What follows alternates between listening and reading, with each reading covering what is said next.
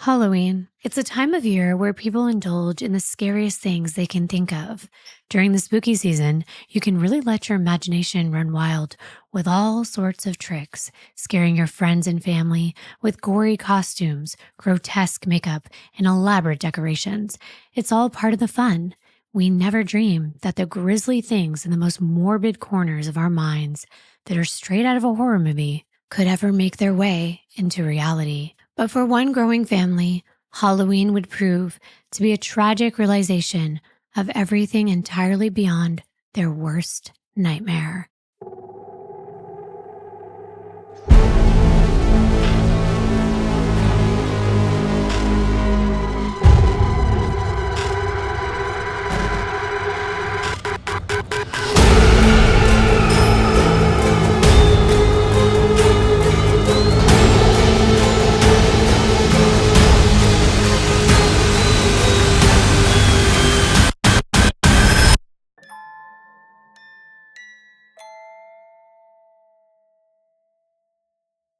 Hi, everyone. Welcome to episode 35 of the Darklivity podcast.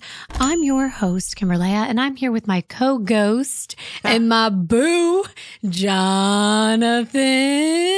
Hi, Darklivity. It's the dark downward slope into the degradation of the human mind and the consequences that such darkness brings to light. Do you like what I did there? I loved it. With those little puns. It was good. My boo. So I know that we usually do a pretty in-depth backstory of the people we talk about in our cases. However, there really wasn't a lot of information about the past as much as there was about what was presently happening in their lives in this case.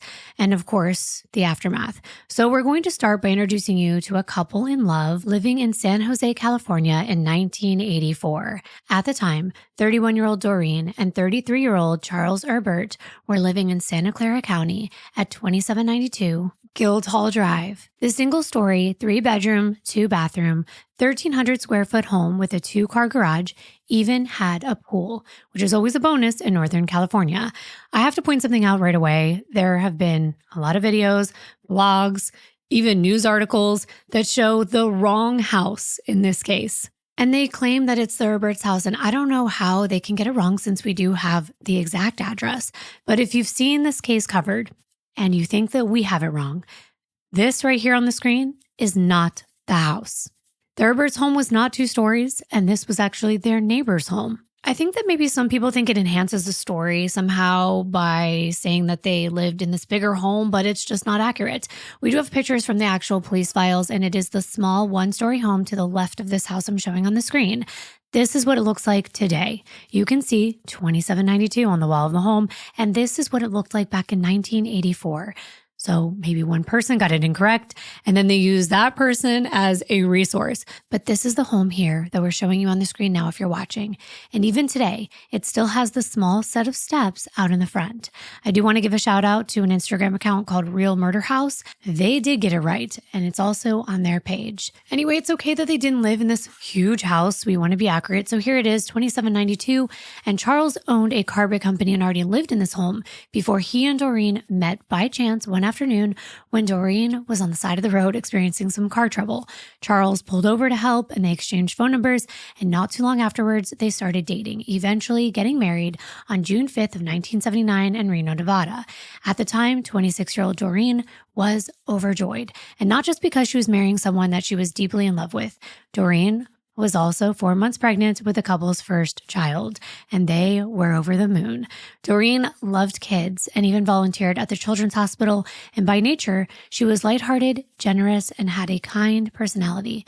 Charles's home was in a great location for a growing family. It was in the Northwood neighborhood that surrounded Northwood Elementary School, so many families who lived nearby chose that area for that reason, to be close to the school. So that meant they were in a very family-focused area with a lot of people with children. The couple's daughter, Deanna Ray Erbert, was born on November 26, 1979. She was her mama's little twin. They looked exactly alike with the light blonde hair and the blue eyes. Doreen ended up stepping back from her career as a physical therapist to stay home and take care of her. And it wasn't long before the couple really wanted to extend their family.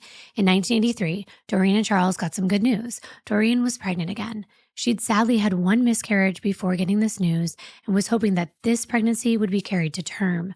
But unfortunately, the much longed for child, a boy who Doreen and Charles named Jonathan David, was stillborn. Even after such a painful loss, Doreen didn't let that stop her from wanting to grow their family. In early 1984, she found out she was pregnant again, and she and Charles were over the moon. They were expecting a baby boy due in November and had already picked out the perfect name, Dennis Charles Erbert. Dennis was in honor of Doreen's older brother, and of course, Charles was after his dad. They were beyond excited. That week, Doreen, Charles, and little Deanna met up with Doreen's family for breakfast, and you could feel the excitement in the air. The Erberts were buzzing with joy, especially Deanna. She couldn't wait to finally meet her baby brother, who was due any day now. Everyone was on baby watch, and Doreen's sister, Karen, couldn't resist teasing her. Since Doreen was only 4'11" and so far along in her pregnancy, Karen joked that Doreen was sticking out just as far as she was tall. I can relate because that's exactly the same height that I am, and I felt huge during the last part of both my pregnancies. I could barely get around. Doreen was feeling the exact same way. Several days later, on the evening of October 31st, Halloween, 31-year-old Doreen was getting 4.5-year-old Deanna ready to go out trick-or-treating. But of course, because Doreen was in the last part of her pregnancy with the baby due in the next 4 weeks, she knew she wouldn't be able to walk around the neighborhood for Halloween like she usually did. So instead of the family heading out all together for the entire evening, Charles and Doreen decided to take turns trick-or-treating with Deanna, so Doreen could rest as much as possible but not miss out on the holiday event with their daughter. Halloween in the 80s was a big family affair, especially in this elementary school neighborhood. I still feel like it is a family event even now. I never miss out trick-or-treating with my daughter, and I can't wait to do it with Mazzy this year. But Doreen dressed little Deanna up as a cowgirl. She looked adorable with the cute little pigtails, the red and white checkered collared shirt, and little jean vest. Deanna loved Halloween because, of course, all the free candy. The family really got into the spirit of the spooky season. The front door was decorated. There was a jack-o'-lantern lit up in their front yard and another one inside the house to greet the trick-or-treaters when they opened the door. It may have been the same back then, but nowadays, decorating your home is one of the main signs that you're actually handing out candy. If the lights are off and there's no pumpkin or decor outside, they're probably not participating. But now the decorations are much more elaborate. As evening rolled in, eager neighborhood kids started knocking on the Erberts' door. Doreen was curled up on the couch in the nearby living room watching TV and waiting for each knock so she could jump up and hand out the candy. Not long after 33-year-old Charles got home from work and it was time for Deanna to start collecting her Halloween candy. Charles took her out first, and when they got back, it was around 8 p.m. Then they swapped. Charles stayed behind to hand out treats, and Doreen took Deanna to visit the nearby houses Charles had saved for them. It was a sweet, ordinary Halloween night. No one could have imagined the nightmare that was about to unfold on this family. Doreen and Deanna were back home within the hour, and Charles, who had kicked back with a couple of drinks waiting for the girls, told Doreen he'd make a quick run to the store. He wanted to grab some cigarettes, some more candy, and just in case a few late-night trick-or-treaters showed up, a bit more alcohol to keep the evening going. Before leaving, Charles suggested to Doreen, who had already changed into a pink nightgown, that it was getting late and she should start locking up the house for the night. Fast forward to 9:30 p.m. No one would have expected what happened next, especially not the Erbert's neighbor, Jenny Chapman, who found herself dialing 911 on Halloween night, requesting officers to come quickly. A little before 9 p.m., Jenny was getting ready to wind down for the night. The steady flow of trick-or-treaters had slowed, with only a few scattered knocks in the last 20 minutes. She started tidying up, putting away the leftover Halloween candy, and preparing to head to bed. But just before 9:30, there was another knock at the door. Except this one felt off. It wasn't the playful knock of the last-minute trick-or-treater. It was louder, more urgent, almost like a frantic pounding. Jenny hesitated but cautiously cracked the door open, and what she saw made her heart stop. A man, drenched in blood, stood on her doorstep, yelling frantically, trying to get inside. At first, she thought it might have been someone in a gruesome costume. It was Halloween after all, but something about the blood, the way it looked, the panic in his voice, and the sheer terror in his movements told her that this was no joke. Frozen with fear, Jenny held tightly to the door, refusing to let the stranger in.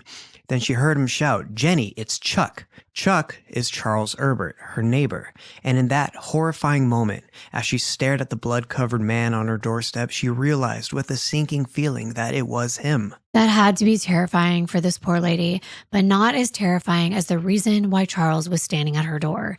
He was screaming desperately for Jenny to call 911. These were the days before cell phones. Charles was almost incoherent, but Jenny could at least understand that he needed help. He screamed that Doreen had lost the baby, and Jenny's first thought was that his wife had gone into labor at home and they needed help.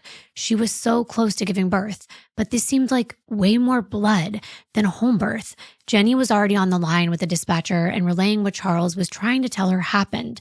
And that's when he said his wife Doreen had been stabbed. Charles had already called 911 from his home, but somewhere along the line, the call got cut off. What Charles didn't know was that the dispatcher had already traced the call back to the address on Guildhall Drive. And thank goodness, because paramedics were already en route. By now, you're probably thinking the same thing that Jenny was. What on earth happened at the Erbert's house? And was everything going to be okay? I think most of us know that it's not okay. When we left off before the 911 call, Charles had to run out of the store for a quick errand. But when he got back home, things took a horrifying turn. The first thing he noticed was that the front door was wide open, which was weird because it had been closed when he left. And the house was completely dark, except for the eerie glow of the jack-o'-lantern sitting on the chair in the hallway. Its creepy grin flickered in the candlelight, casting these weird, jumping shadows on the wall, making everything feel off. Then Charles saw Doreen. She was lying right inside the doorway, covered in blood. At first, he thought maybe she had suffered a late-term miscarriage. I mean, after everything Doreen had already been through, the miscarriage and the stillbirth just the year before, it made sense that this might be his first thought. But as he got closer, reality hit. This wasn't a miscarriage. What he found was far worse, something straight out of a nightmare. Doreen was on the floor in the foyer, and she wasn't just covered in blood. She was lying in a thick pool of blood. It covered the entire tiled floor portion of the hallway entrance into the home, and it was clear once Charles' eyes adjusted that Doreen's abdomen had a large gaping hole across it, like a slash clean across, almost like a cesarean section. Charles tried to act fast. He rushed to his wife's side, he knelt down and attempted to help her. And what I'm going to say next sounds absolutely awful, but the truth is the only thing Charles could think of in that moment was to try his best to push Doreen's abdominal organs and muscles back inside of her body in an attempt to stop the bleeding. When Charles got close enough to really see her, that's when the awful truth hit him. It wasn't just her abdomen that was wounded. Doreen's left hand had been completely severed at the forearm, and it was lying in a pool of blood on the living room floor, right next to the foyer. On top of that, he could see a deep, jagged wound on her head. Charles knew there was no way he could stop all the bleeding on his own, but he had to try. Because against all odds, Doreen was still alive. He could hear her breathing, though it was shallow and labored. Desperate to keep her with him, he grabbed what was left of her arm and held it tight, doing everything in his power to save her. As Charles was there, kneeling by his wife and doing his very best to hold it all together, he saw another heartbreaking sight. On the living room floor was their unborn baby, who was now motionless. The attack was so ferocious that the little boy they planned to call Dennis had his lower left leg severed off.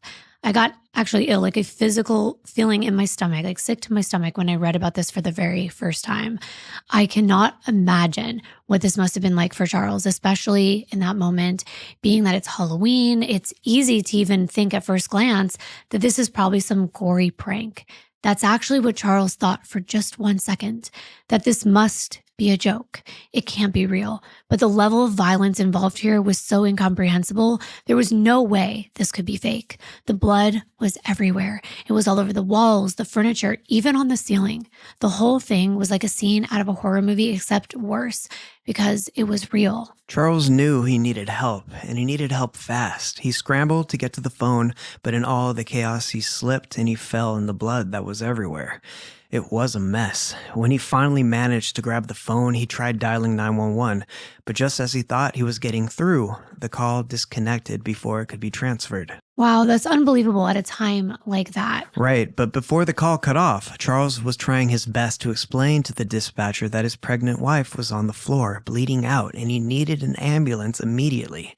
The dispatcher told him to hold while they transferred him to medical, but that's when the call dropped. That's why he bolted next door to Jenny's. He was desperate and he didn't know what else to do. Exactly. So we're now back at the part where Jenny is on her phone from next door, piecing together what happened by relaying what Charles is saying to her to the 911 dispatcher. But soon, before that call was even finished, officers were already on their street with their lights flashing and their sirens blaring.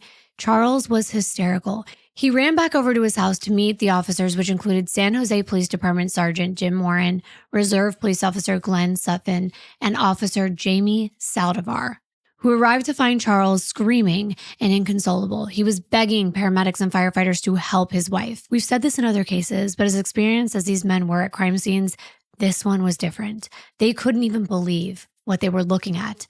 And I'm going to tell you right now, none of these men were ever the same after this night. No one who witnessed this could ever be the same. It's nothing they'd ever seen before. As they quickly looked around to assess what exactly they were dealing with, it was clear that Doreen's stomach had been ripped open by something large and sharp, like a meat cleaver, a butcher's knife, or a machete. The wounds were too severe to have been inflicted by a large knife. As a matter of fact, they were not stab wounds at all. They were actually slashes, almost like what you would imagine a sword being able to inflict. Charles was a total wreck. He just stood there screaming and pacing around the front lawn, completely panicked and trying to wrap his head around what he just walked into. All he could think about was saving Doreen, praying that somehow she'd make it through. But then out of nowhere, another horrifying thought hit him. Deanna. Where was she? His heart dropped. What if whoever did this to Doreen and the baby had hurt Deanna too? In a full-blown panic, Charles ran back inside, shouting her name and telling the officers that his 4-year-old had been in the home when all this occurred. The scene, which was already chaotic, went into another level as everyone scrambled to find her. But thank God, as soon as Deanna heard her dad's voice, she peeked out from behind the couch in the living room. That moment, seeing her safe, was the only tiny bit of relief in the middle of all this madness. The poor thing had been cowering behind the couch, and it was quickly apparent that she had been there while her mother was being wounded. Charles quickly ushered his daughter into the kitchen so she couldn't see the horrific scene, and then he went back to tend to Doreen as best as he could. But officers escorted him outside while Deanna begged her dad not to let anyone kill her. How sad. The officers then took Deanna outside to sit with the neighbor Jenny in her car while Charles spoke with the first responders. What's so sad is while Diana sat in the car being comforted by Jenny, she told her that the man who attacked her mom told Deanna not to tell anyone anything about what she saw, or he would come back and kill her too. These are words that no child should ever have to hear, let alone repeat. And she was just 4.5 years old. Knowing Deanna had been there while her mom was violently attacked but had escaped the same fate was still incredibly distressing. And this was just the beginning. By now, curious neighbors had started gathering outside, standing in their driveways trying to figure out what was going on. Thankfully, they couldn't see inside the nightmare of the Erbert's front door. Officers and EMTs had it blocked off. The fact that Doreen still had a pulse was nothing short of a miracle, so getting her to the hospital was the top priority. The paramedics were working fast, loading her onto the gurney and rushing her to get her inside the ambulance. Charles, desperate to be with her, tried to hop in with them, but the police stopped him. He was already at a breaking point, screaming and not thinking straight. And to top that, the officers could smell the alcohol on him and his erratic behavior. He wasn't exactly cooperating. It was a mess, and the cops weren't about to let him ride along in that kind of state. Remember, Charles had some drinks that night. Well, he wasn't sober at the time he came home, and he still was under the influence when the officers arrived. That was obvious to them, and they were immediately very suspicious of his actions. To them, he looked more like a prime suspect than a grieving husband. First of all, he was covered in blood, not just like what you would have if you kneeled down to help someone. Right, but he also fell in that blood trying to call 911. He said that, but he also said he was disconnected from that call, and the officers were kind of skeptical. They noticed right away something didn't look right about the scene. There was no signs of forced entry, and he was the one who found Doreen, and he was the one who called 911. So he could have been the one who attacked his wife. After all, he had access to her more than anyone else would. and homicide is the #1 cause of death for pregnant women in the United States. It was plausible that Charles and Doreen had a terrible argument that night, and it escalated into a horrifying level, only for the remorse to quickly set in afterward because of what he had done. So no, they were not going to let him inside such a small space as the back of the ambulance with Doreen. Can you imagine letting a potential suspect in there and letting him finish the job? Not on their watch. It wasn't happening. So they forcefully held Charles back, which only made him act more distressed as he begged over and over again to let go of him and let him be with his wife. Sergeant Morin was trying to get some answers out of Charles, but the poor guy was so hysterical, everything was coming out in bits and pieces. The timeline wasn't really adding up. From what Morin could piece together, Charles said that after he and Doreen took Deanna trick-or-treating and all the things started to calm down around 8:45, he told Doreen to lock the house up. Then he headed out to grab more candy, a drink, and some cigarettes from the store. But when he got back, he walked straight into that nightmare. And they were like, wait a minute. If the trick-or-treaters were dwindling, why would you need more candy? It's only a one-night event, and Deanna was bound to have gotten enough candy that night for herself, so it made them think it was a little bit odd to say you're restocking, but also telling Doreen to get ready for bed and lock up. Exactly, and that's when it was apparent that Charles was not just drunk, but also under the influence of something else. His pupils were probably as big as saucers at this point. Right, because he finally admits that he also went over to a neighbor's house for a party where he not only drank, but also partook in some of Arthur Carlson's foot powder. For those who don't know, that's booger sugar or cocaine. A nose candy. And that was not looking good for him. You leave your 4-year-old and pregnant wife at home to go party, and then she happens to be dead on the floor when you get back. I can see why they were zeroing in on Charles from the get-go. They now think they see what happened here. Charles wanted to go party. Doreen probably wanted to go to bed. She's tired, she's pregnant, and she was probably upset that he left. So when he returned, they fought. And in his drunken, drug-induced rage, he snapped. And now he's not answering their questions. He just keeps saying, I found her like this. I found her like this. She was just bleeding and I tried to save her. So they handcuff him and they put him in the back of a patrol car for the next hour while investigators are now arriving on the scene, and he's acting out of control. He's screaming that he needs to be at the hospital with his wife, and he's kicking the vehicle's windows. At that point, law enforcement still has to think outside the box.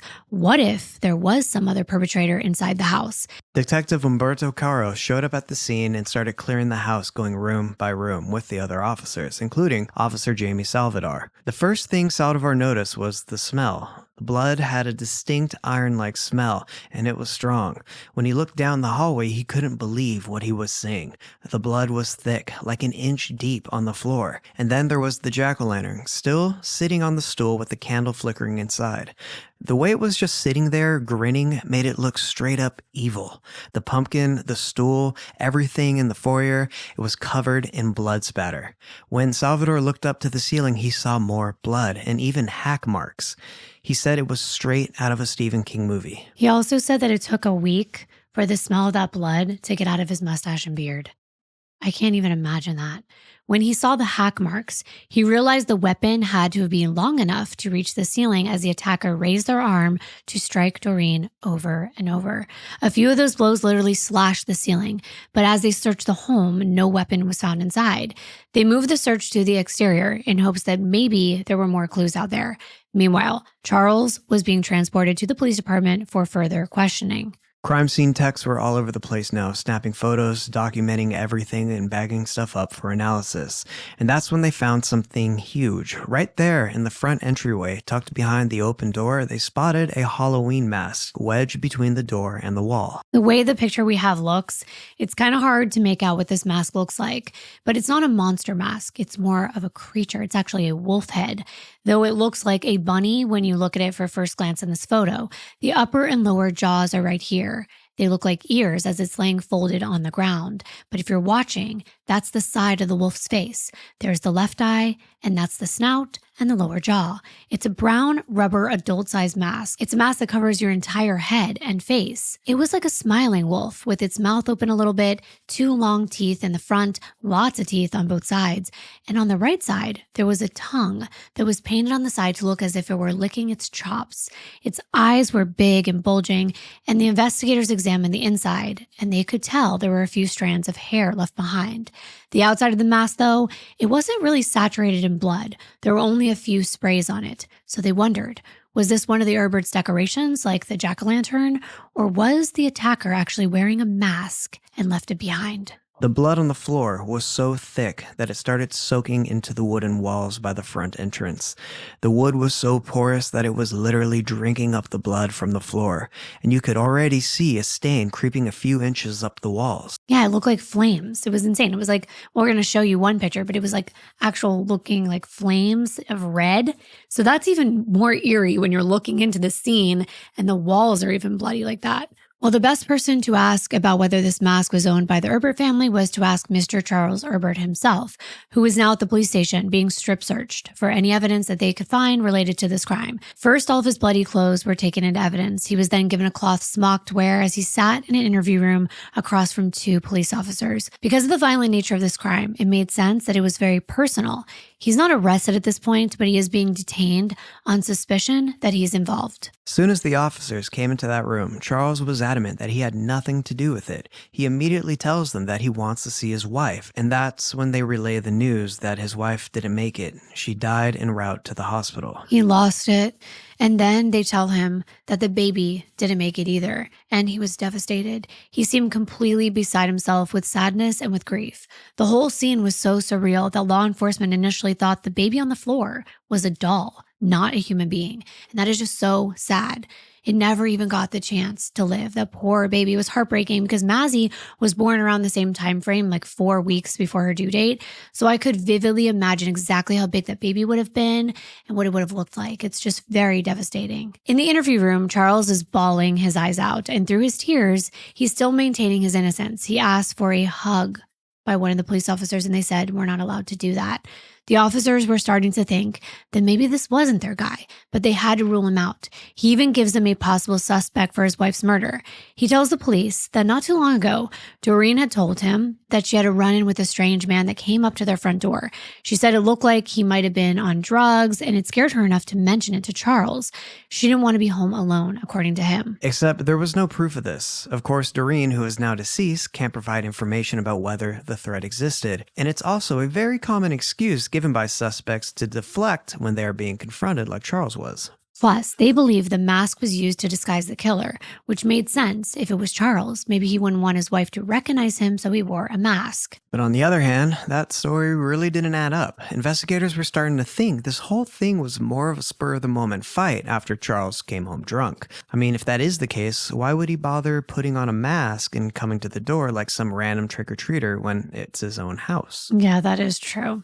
They were just trying to piece together everything that happened. Could Charles have gotten into an argument with Doreen before he left because she didn't want him to go and she didn't approve of him going out that night, and he was already wearing the wolf costume? And then when he came back, because he went to that party, he just went off on her after she gave him a hard time for going out anyway? That's the story they're running with, but Charles swore he'd never seen the wolf mask before.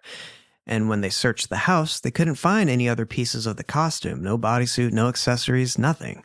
So the investigators were completely stumped about why the mask was even there, or if it had anything to do with what happened.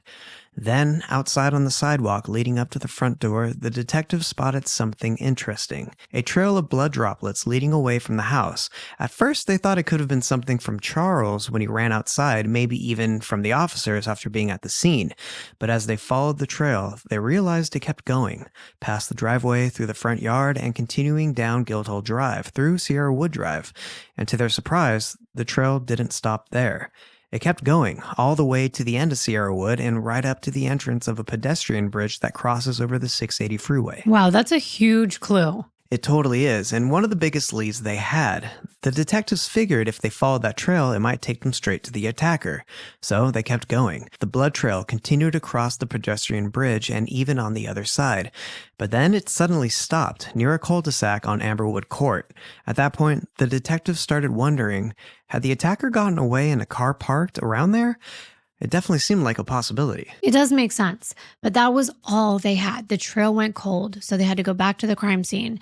Processing the home's interior for evidence would prove very challenging, because not only was it an extremely gruesome scene, but blood had been tracked in and out of the house as first responders walked in and out, of course, doing their job. And at the time, any blood samples gathered by forensics could only reveal minimal information, such as the offender's blood type. It's not like the test that we have today. However, the science of blood spatter itself is largely the same. And a blood spatter expert determined that many of the blood stains in the entryway, on the chair, on the jack-o'-lantern, on the front door, and the 8-foot-high ceilings were velocity stains. Blood on the ceiling and the upper walls had likely flown off of a weapon as the perpetrator flung it in the air before striking Doreen multiple times. There were also slash marks on the front door, and as we said, they were also on the entryway ceiling. This indicated that whoever had attacked Doreen had wielded such force that as they drew the weapon back, it temporarily became stuck in other surfaces before being pulled out. As the night wore on, Charles was still being questioned. And each step of the way, every time there was a new piece of evidence, they would go back and ask him more questions. Now they were grilling him about his marriage. They just couldn't imagine Doreen being killed by a stranger, not with the level of violence and rage, plus a disguise. But Charles explained the couple was very much in love and that he was devastated that he was robbed the chance to say goodbye to the love of his life that night as she took her last breath while he was being detained. He wasn't able to provide her a loving touch or words of comfort in her very last moments, and he still had her blood on his hands, a reminder of the horror of that night. The police finally let him wash up after hours of being questioned. He demanded at this point to see his daughter, the only part of his family that he had left, but she was being questioned as well. I couldn't help but think how young this little girl was and how scared she must have been. But the officers took the greatest caution to comfort her as she was so distraught while eliciting the information they needed in the most appropriate way possible. The last thing anyone wanted was to traumatize her further. When police talked to Deanna, she told them what she remembered from that night in her own little kid way. But here are the key details. She said she and her mom were sitting on the couch watching TV in the living room when they heard a scary knock at the front door. Not the friendly kind of trick-or-treaters. It was loud and aggressive, and it actually startled Doreen. Still, Doreen got up to answer the door, with Deanna following right behind her. The next thing Deanna knew, she heard her mom arguing with someone at the door. She saw the man, a stranger, wearing white gloves and a wolf mask. He pushed his way right into the house, and that's when Deanna heard her mom yell, "Get out of here!" She saw Doreen fight back, trying to claw the mask off his face with her nails.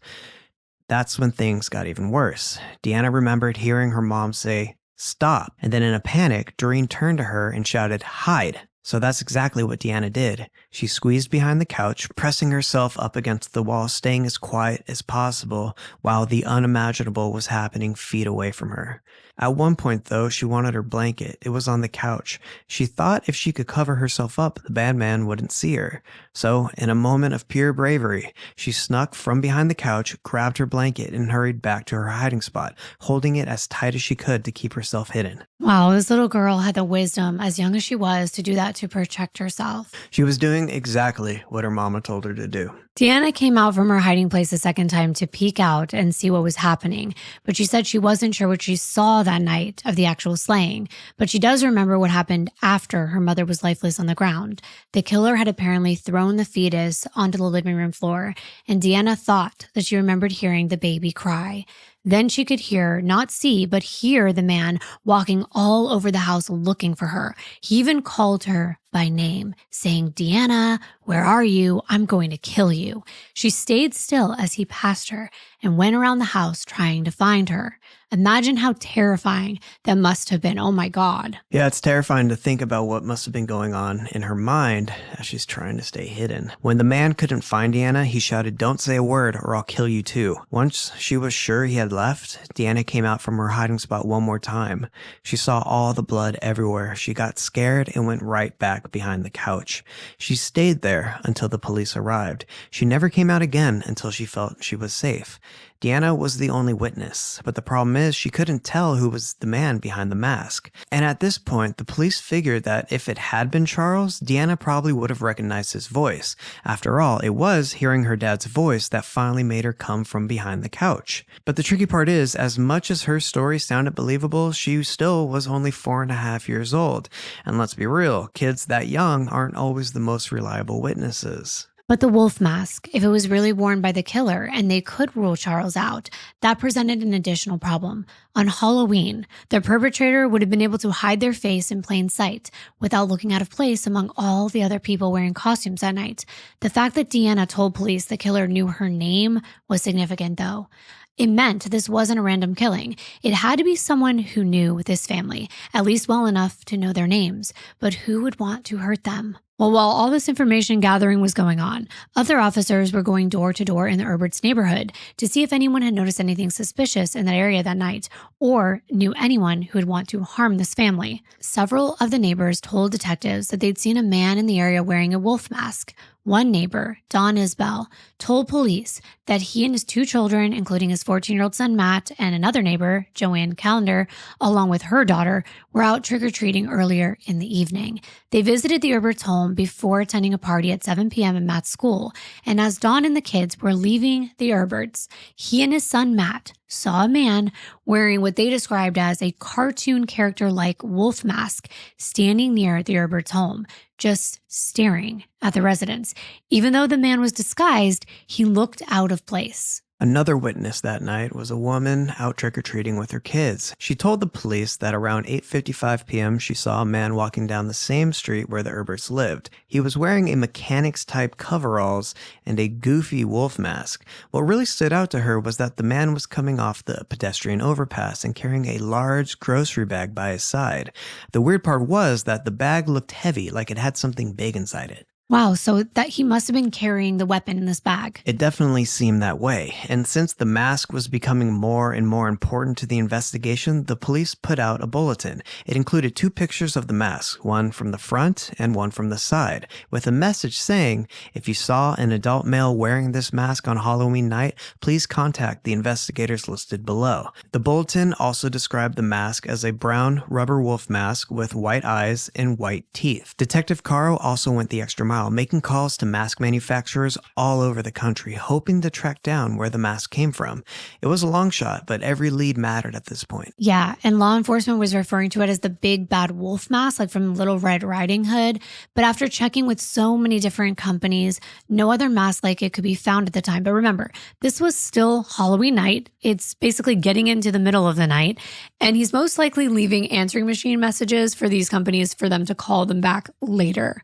But they were making a lot of progress for just starting this investigation and being so boots on the ground back in the 80s without technology we have today.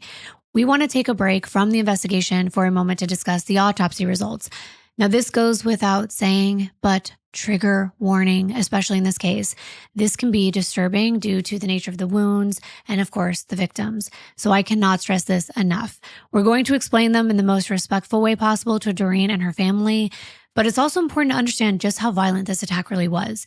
The autopsies of Doreen and her unborn son, Dennis Charles Erbert, were performed by Dr. John Hauser. Poor Doreen really didn't stand a chance. She died from multiple chopping wounds that resulted in what's called exsanguination. It's the process of losing so much blood that the body can no longer sustain itself. It's also known as bleeding out or bleeding to death. The wounds were inflicted with a heavy, sharp sword-like instrument that was able to cut cleanly through soft tissue and into the bone. She suffered multiple slash wounds to both sides and the back of her head, and some penetrated her skull. Some of Doreen's injuries were beyond horrific. Several deep wounds to the right side of her head had fractured her skull, and one of them went a full 2 inches into her brain. Her left hand had been completely severed just above the wrist. She had multiple wounds on the upper part of her left shoulder, including a gaping cut that went all the way down to the bone. She also received severe cuts to her right shoulder, some of which cut into the scapula, and one severed the top of her right upper arm bone. Doreen's right breast was slashed in 3 places. She sustained long, deep gaping wounds to her thighs and legs as well, and a heavy blow that caused a large, gaping cut to her right thigh, which penetrated into the bone as well, fracturing the femur. Doreen's abdomen had a 9-inch long gaping wound and another which was 5.5 inches in length parallel to it, along with other cuts inflicted while her baby was still inside her. The stomach and the large bowel were cut open. There were 3 cuts to Doreen's uterine wall, including one that was 8 inches long. The placenta was cut, and there were 4 cuts to the umbilical cord, including one severing it near the place where it had been attached to Doreen's baby. In one of her hands, she clutched several strands of hair. Here's the part about Doreen's unborn son. He was a month short of being full term, and he would have survived if he would have been born that night. There was a wound to his head that penetrated into his skull, and his left shoulder blade had been cut through. But his arm was not, which indicated that it was in an upward position when the strike occurred. The baby's private parts and the back of his right thigh were also wounded, and his left leg was severed below the knee. I'm overwhelmed even reading this. It's just so brutal.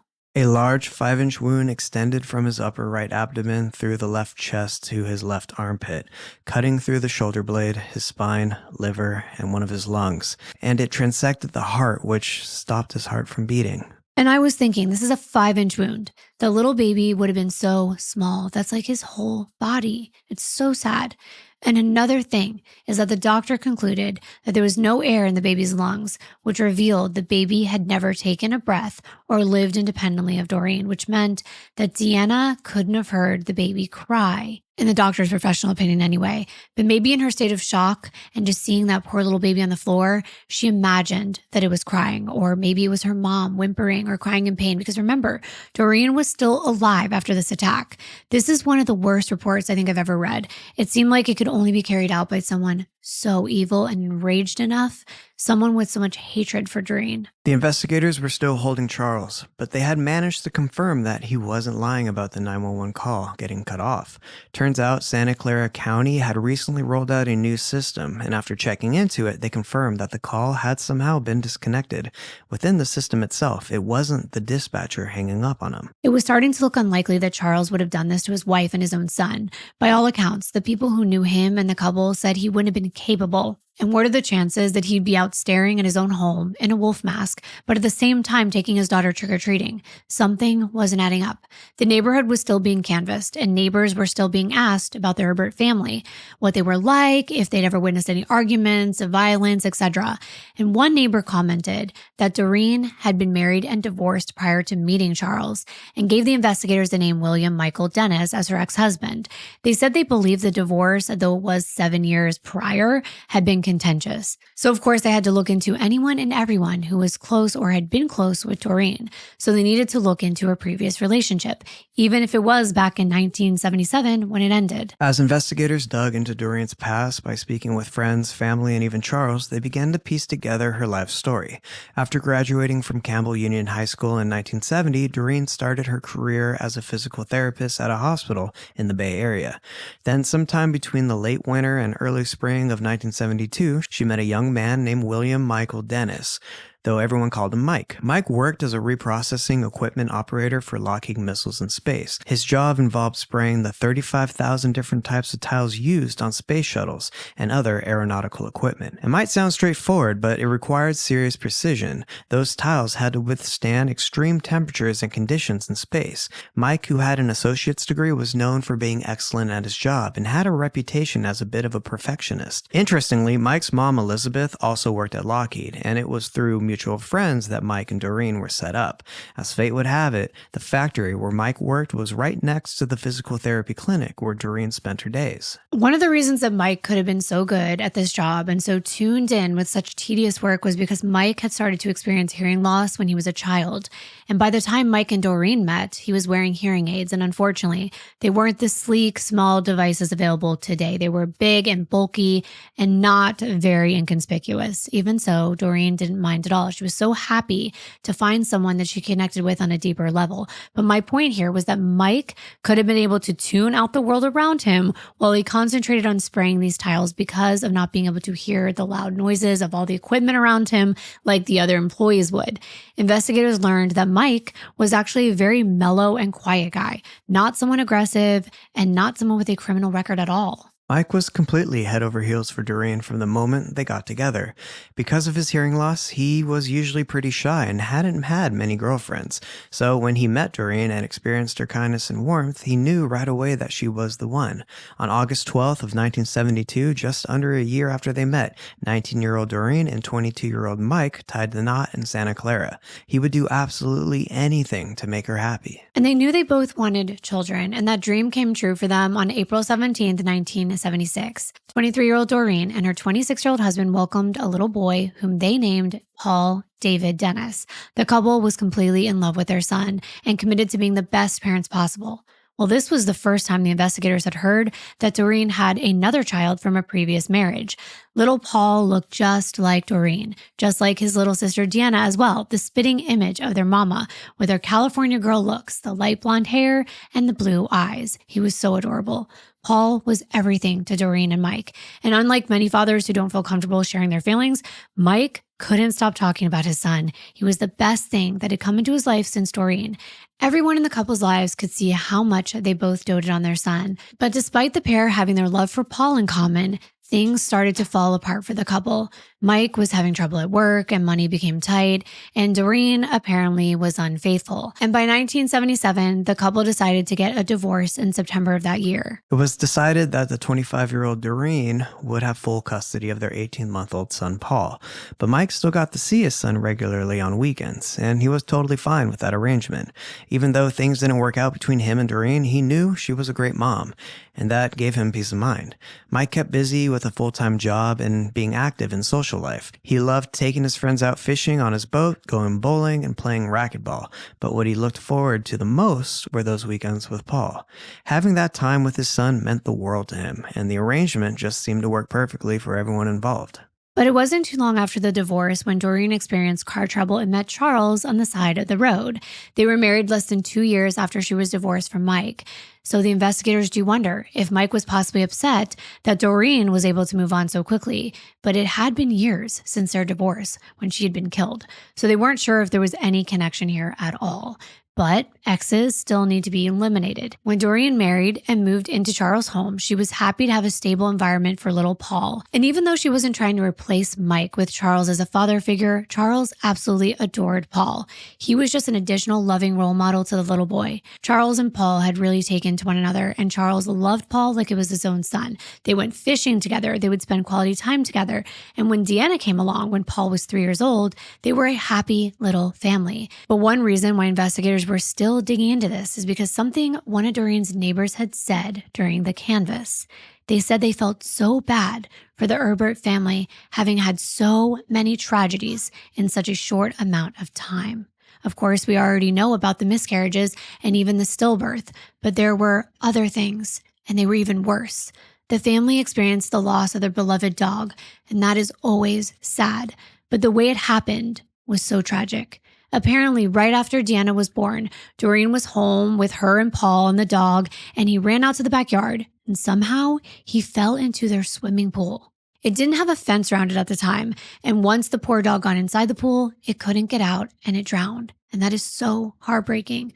The loss was very distressing to the Erbert family. Doreen's ex-husband Mike was really concerned after hearing about the pool situation. He became increasingly worried about their 3-year-old son's safety, especially since he knew the pool wasn't properly secured. Mike brought up his concerns with Doreen, but from her point of view, it was just a freak accident, and she felt the kids were too young to be near the pool anyway. But that answer didn't sit right with Mike. He insisted that Doreen and Charles install a proper fence around the pool and even offered to pay for it himself. Doreen, however, reassured him that it wasn't necessary and that they would handle it. Not long after, to ease everyone's nerves about the pool, Doreen and Charles set up a temporary fix, a 2-foot-tall chicken wire fence around the pool area in the backyard. It was meant to be a short-term solution until they could decide on a better option or afford something more permanent. But why choose the chicken wire, though? I think because it's easy, because all you need are these little wooden or metal stakes and you place them in your grass into the ground, and then you wrap the chicken wire around one of those stakes, and then you stretch it out to the next stake, the next post you have, until you have the desired amount of fencing you need, and then you cut the excess with a wire cutter, and then you wrap the end around and you close it. Simple. It's usually used for chickens, hence the name, but also rabbits, other small animals, and maybe a garden. But it's not really ideal to truly keep people out of an area. It's really flimsy. And I'm sure with a newborn baby, we just went through this, and a 3-year-old at that house, the Erberts weren't exactly getting a lot of sleep. They were probably exhausted, especially Doreen, who was staying home while Charles worked all day. They were probably strapped for time, and they put up this fence for the time being with the intention of installing something more sturdy in the future. But unfortunately, they should have done it from the beginning. Most people know that pools are a huge danger to children. In many states, there are laws in place where you must fence in your pool, period, whether you have children or pets or not. Because if you don't, you'll be held liable for anyone else's pets or children that drown in your pool. It's known as an attractive nuisance. And as a matter of fact, in Florida and here in California, the law is that the barrier around the pool must be at least 4 feet high on the outside.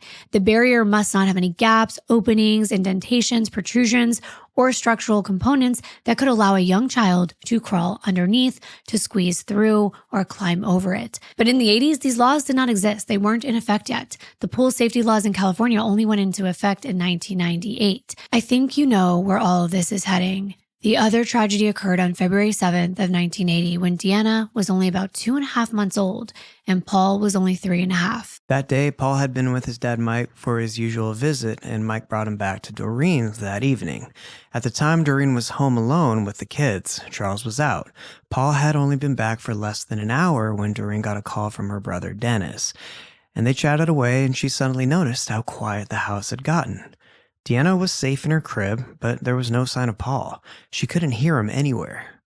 Panic set in as Doreen ran through the house, calling his name, but he was nowhere to be found. That's when she rushed outside, hoping maybe Paul was just hiding somewhere in the backyard. But then her mind went straight to the pool and the horrible memory of what happened to their dog. She didn't want to look, fearing the worst, but as she got closer to the pool, something inside her prevented her from running over and peering into the water. And of course, I can think of what that something is that stopped her. The fear of the parents' worst nightmare being a reality. So instead of running to see if her little toddler had fallen inside, she ran to a neighbor for help. Exactly. Doreen was completely gripped by fear. She couldn't bring herself to look, terrified of what she might find. As panic set in, without thinking, she ran to her neighbor's house for help, hoping that everything would be okay. When they hurried back to the house, Paul was still nowhere in sight. Her fears were confirmed when her neighbor checked the pool. There at the bottom was Paul, submerged and motionless. Wow. I am not surprised because I know the dangers. You can't trust children to know better at that young age. They're attracted to bodies of water, to shiny things, to toys, bright colors, and pools are so dangerous. This family was known to the community because of this tragedy, and of course the one before involving their dog. Not only that, when Doreen was killed, one of the firemen who arrived at the scene, Ethan Coburn, had been called to the same home back when Paul had drowned almost 5 years earlier. Right, fireman Ethan Coburn was one of the first responders who arrived at the house after Doreen's 911 call that February evening in 1980. When Coburn and his team got there, Doreen was beside herself, completely hysterical. She led them straight to the backyard where they quickly pulled little Paul from the water. I don't want to be that person, and this is not victim blaming, but I cannot imagine leaving my child at the bottom of that pool. I can't imagine not looking inside right away. I can't imagine not jumping in immediately to even try to save my baby. But I don't know Doreen's circumstances. 2 months after both of my kids were born, I was recovering from a C-section. So my mobility would have been severely limited, but still, I would have risked my own safety, my own body, whatever it was, my pain, to save my child. And again, I'm not trying to add insult to injury here, but this podcast is about expressing our thoughts in addition to storytelling. And I want all of you to give me your thoughts as well. I'm so sorry if any of you have ever had to experience something this terrible. I cannot even put myself in Doreen's shoes. I can only imagine. The first responders did everything they could, trying to revive Paul, but he wasn't responding. They rushed him to the hospital where he was placed on life support, but things were not looking good. As the days passed, it became clear that Paul wasn't going to wake up. After agonizing over what to do, Doreen and Mike made the heartbreaking decision to remove him from life support.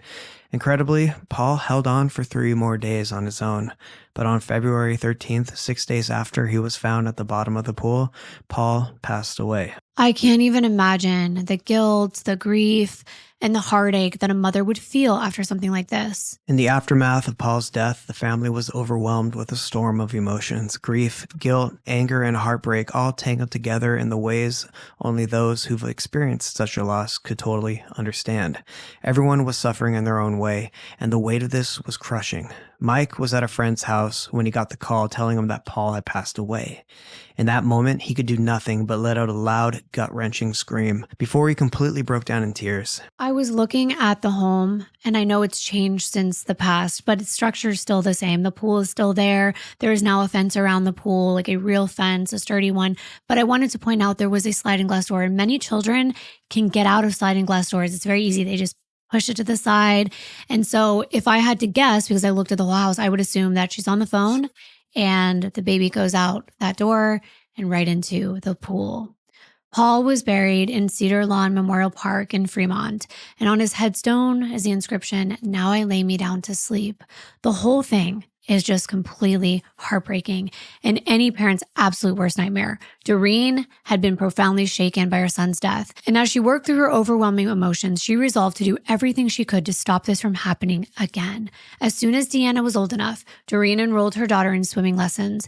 But I can't help but think, as great as that is, that Deanna could possibly save herself in the event that she fell in, I still think it's a parent's responsibility to safeguard them before anything like that happens.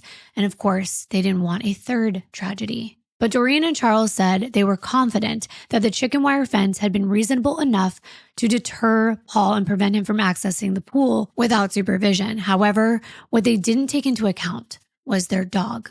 They had another dog since the one that had drowned, and the current dog had apparently dug a small hole underneath the chicken wire, and Paul was able to crawl underneath and make his way to the pool. It's not clear whether the Erberts knew that this hole was there, and if so, whether they thought it posed a risk, but I can't imagine they wouldn't have repaired it if they knew it was there and a danger. As time went on, Doreen poured her energy into raising Deanna while still grappling with the heartbreak of losing her oldest son. As we mentioned earlier, tragedy seemed to follow her. She already had gone through both a miscarriage and the loss of a stillborn baby after carrying him through the entire pregnancy. Having to bury her stillborn son must have been incredibly emotional for both Doreen and Charles. That's why this pregnancy meant the world to them. After everything they'd been through, they'd clung to hope that this time their baby boy, due in November, would finally arrive safe and healthy. But instead, their worst nightmare became a reality. Their baby wasn't just lost, he was murdered. So sad for this whole family. But going back to the investigation, Mike and Doreen's split was amicable, and Mike used to visit the Erberts' home frequently to complete the exchanges of Paul. But ever since his passing, Mike was no longer a part of the Erberts' life. Charles hadn't spoken to Mike for at least 2 years and had only seen him once after that period at a shopping mall. While police weren't necessarily convinced that Charles wasn't their guy, in order to eliminate the next most obvious person of interest, officers went to speak to Mike and to notify him of his ex-wife's death, and also get his perspective on anything he could provide about his knowledge of the family dynamics and Doreen as a person. This was all happening fast. It was actually still before midnight when officers turned their attention to Mike Dennis. The address they had on file for him was about a 15-minute drive away from Doreen's, and when they arrived, they didn't know what to expect, so they shut off their engines and their lights to avoid alerting him to their presence. Upon approaching the door, the detectives had their weapons drawn and ready for any possible scenario. However, when detectives went to that address they had for Mike, they were surprised to find that he no longer lived there. New tenants had moved in. After following up with dispatch, they got a new lead. Mike was now living with his mother, Elizabeth, and a roommate named Daniel Reed at a 2-story house on Capewood Drive in San Jose. Elizabeth had her own apartment attached to the back of the house. At 12:23 a.m., Sergeant James Morin, Detective Bert Caro, Officer Salvador, and 3 other officers arrived at the front door of 34-year-old Mike's home. They knocked, but no one answered. A bedroom light was on, which struck them as odd. Someone was clearly awake, but despite their repeated knocks and ringing the doorbell, there was no response. With no luck at the door, they contacted County Communications and asked them to call Mike, letting him know that law enforcement was outside and he needed to open the door. The officers outside then saw the bedroom light turn off and a hall light switch on, followed briefly by the sound of running water, and this was a cause for concern. If Mike was involved somehow, could he be washing away evidence or flushing it down the toilet? They didn't know. Finally, Mike opened the door, and despite the lateness of the hour and how long it had taken him to answer, he didn't look as though he'd been asleep, even though he was wearing a robe. The officers informed him that they had some news and needed to speak with him about it, and asked if they could come inside. Mike invited them in, and they sat around his kitchen table. This is when Sergeant Morin revealed that Mike's ex-wife, Doreen, had in fact been murdered. Mike replied, "You're kidding me." But detectives were watching for any suspicious reactions. They had already been told Mike was quiet and mild-mannered, so maybe it wasn't that out of character for him to remain calm, almost detached. Everyone reacts differently, and they had been divorced for many years, but they had to do their due diligence, so they asked Mike if he would mind them just taking a look around his home.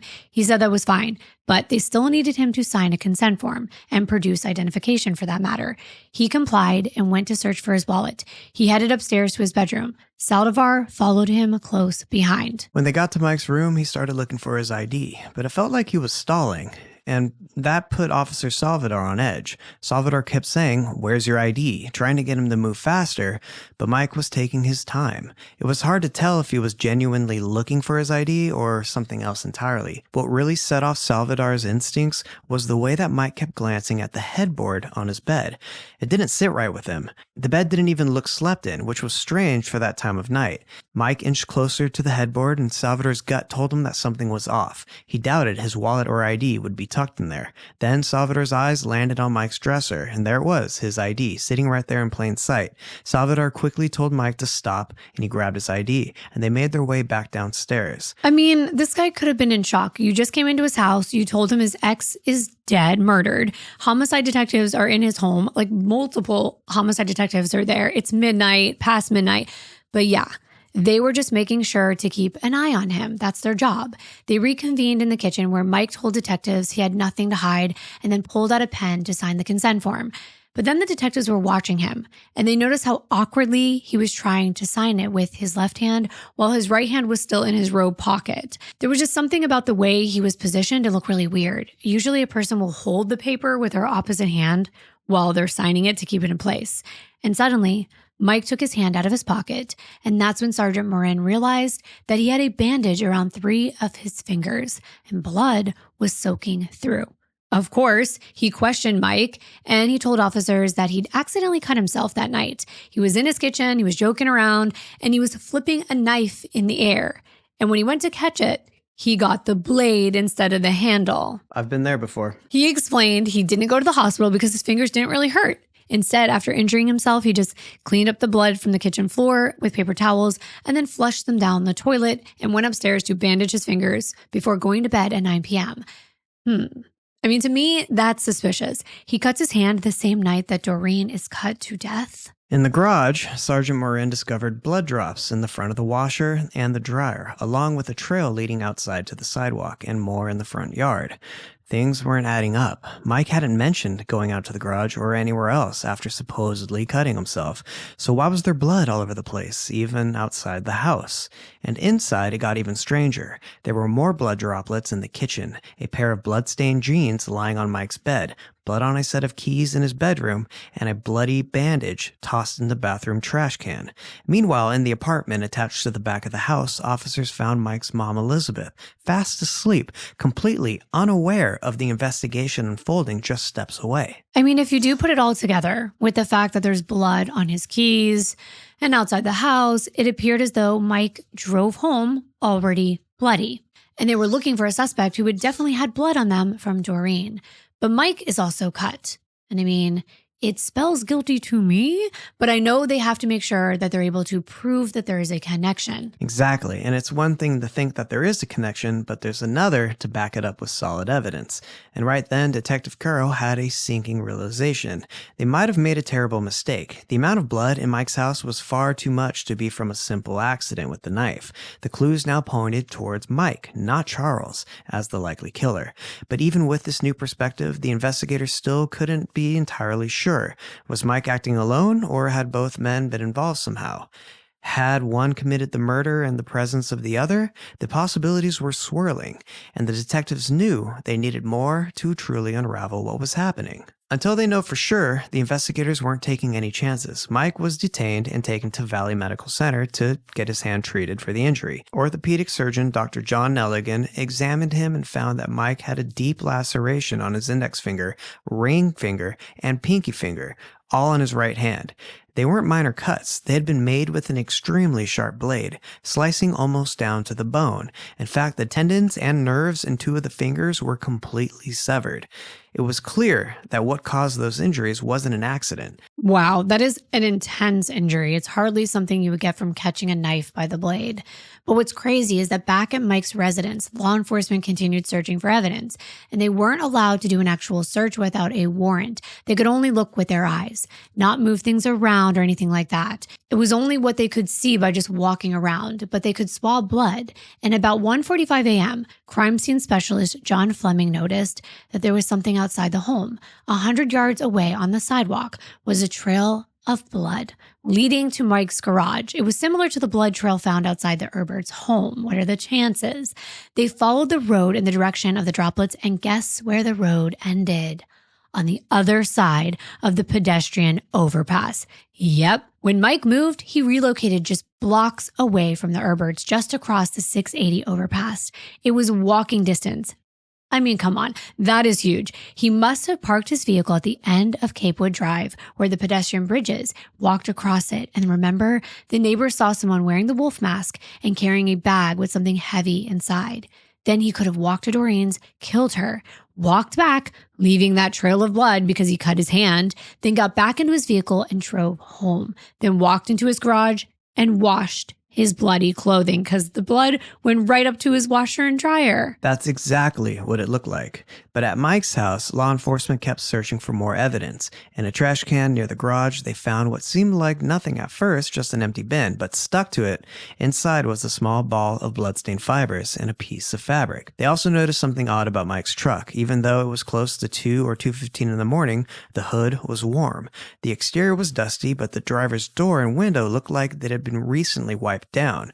Inside the truck, investigators found blood on the ignition and radio switches. There was also a piece of rope on the back seat rest and steering wheel column, along with a spot of blood both on the seat and the rubber mat under the gas pedal. They took swabs of blood from the truck as well as from the kitchen wall and the banister inside the house.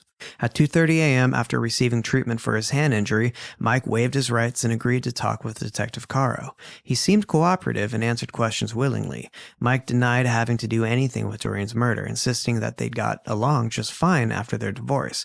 He explained that on Halloween, he came home after work around 4 p.m., had dinner with his mom at 6 p.m., and took some misdelivered mail to the neighbor at 6:30 p.m. Then he started handing out candy to the trick-or-treaters. Mike said he went outside a couple times during the night, wondering why so few kids were coming by, but he claimed that by 8 p.m., he was still inside giving out candy. When he asked if he'd been to the Erberts' house that night, Mike denied it, saying that he hadn't set foot there in 4 years and had no reason to go. He also denied being near the pedestrian overpass. He stuck to his story that the blood came from that knife trick. When the conversation turned to the costumes, Mike listed several he'd worn to the past parties, but there was no mention of a wolf mask. I just have to say, who is he doing knife tricks for? He lives with his mother and like one of the roommates. So that to me, when I heard that, I was like, what? Sometimes when I'm cooking, I get bored and I will fling my knife. Okay, but this seems like weird, especially on this night and so deep. I agree.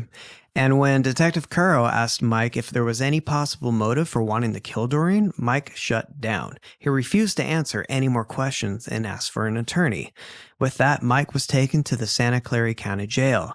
They had enough probable cause to hold him on suspicion for murder, but the clock was ticking. In California, they could only detain him for 48 hours without officially charging him with a crime. So the detectives had to move fast, and they wanted to keep him in custody. In the meanwhile, they'd released Charles at this point, and I felt so bad for this poor man. He lost the love of his life. He could not say goodbye to her. He couldn't hold her, and instead, he was detained, all while screaming because he was begging to be by her side. I was tearing up thinking about that because I was thinking about how I would feel if this happened to you and they wouldn't let me see you. And it was like your last moment on earth. And I'm sure all of you can relate to someone in your life, a child, a partner. I just could not believe that. I'd probably be fighting the police. Oh, yeah, me too. I would definitely end up in jail or somewhere else. Mm-hmm. But I can't imagine how heartbreaking all of this was. At the time, little Deanna had been in her grandmother's custody, and after what happened at their home, she refused to go anywhere near it ever again, and I don't blame her. Now, Charles's alibi, it actually proved he hadn't been at home when Doreen was killed. He had a receipt from the store that he went to, and he was also captured on video footage on that night, and the cashier remembered him being at the store in the time frame of the murders. It was an immense relief to this man whose world had just been turned upside down in a way in which he would never actually recover.